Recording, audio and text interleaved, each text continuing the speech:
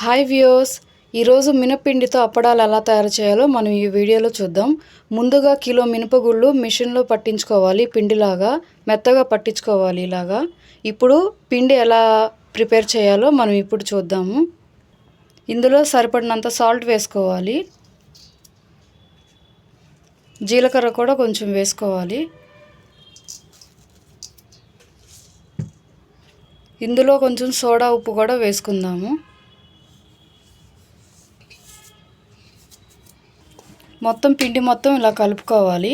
కలుపుకొని ఇందులో సరిపడినంత వాటర్ కూడా యాడ్ చేసుకొని పిండి మొత్తం గట్టిగా ముద్దలా చేసుకోవాలి. పలసగా అవ్వకుండా చూసుకొని జాగ్రత్తగా పిండి కలుపుకోవాలి, లేకపోతే పిండి గట్టిపడిపోతుంది. పిండి అయితే ఇలా కలుపుకొని మొత్తం పక్కన ఇలాగా మొత్తం ముద్దల్లాగా కలిపి పెట్టుకోవాలి. ఇందులో కొంచెం ఆయిల్ కూడా యాడ్ చేసుకుందాము.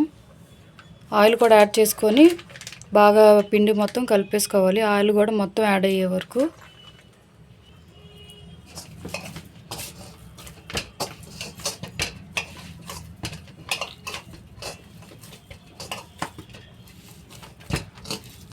ఇప్పుడు మన పిండి అయితే రెడీ అయిపోయిందండి. ఇది మొత్తం మనం ఒక కవర్లో పెట్టుకుందామండి. కవర్లో పెట్టుకోవడం అంటే ఏంటంటే నైట్ మొత్తం పిండి నానుతుంది. ఆ నానిన పిండి మెత్తగా చాలా బాగుంటాయి అప్పడాలు కూడా. ఇప్పుడు మనం అప్పడాలు ఎలా తయారు చేయాలో మనం చూద్దాం. ముందుగా కొంచెం పిండి తీసుకొని ఇలా చెక్క ఉంటుంది కదా, ఆ చెక్క మీద మనం ఇలా చేసుకుంటూ ఉండాలి. ఇలా లాగుతారు. ఇలా లాగడం వల్ల అప్పడాలు మేమైతే ఇలా చేసుకుంటాము.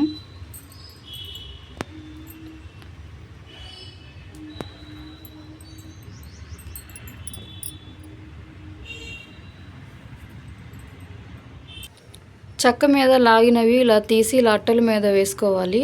వేసుకొని ఎండలో బాగా ఎండే వరకు ఎండలోనే పెట్టాలి. మేమైతే ఇలా చేసుకుంటాము అప్పడాలు. మా వీడియోస్ నచ్చితే కనుక లైక్ చేయండి. మరిన్ని వీడియోస్ కోసం మా ఛానల్ని సబ్స్క్రైబ్ చేయండి. ఇవి చాలా టేస్టీగా కూడా చాలా బాగుంటాయి ఇలా చేసుకోవడం వల్ల. మీరు కూడా ట్రై చేయండి. ఇప్పుడు వీటిని మనం ఎండలో కొంచెం సేపు బాగా ఎండబెట్టుకోవాలి. సో ఇదండి, మనం అప్పడాలు ఆల్రెడీ ఎండలో ఎండబెట్టుకున్నాం కదా. సో మన అప్పడాలు అయితే మినప్పిండితో చేసినవి రెడీ అయిపోయినాయి. ఇప్పుడు మనం ఆయిల్లో కూడా వేసేసుకుందాము. వేసుకొని ఫ్రై చేసుకుందాం. ఇందులో మనం అప్పడాలు కూడా వేసేసుకుందాం. ఆయిల్ కూడా హీట్ అయింది. ఇలా నూనెలో బాగా ఫ్రై చేసుకుంటే మనం అప్పడాలు కూడా రెడీ అయిపోతాయి.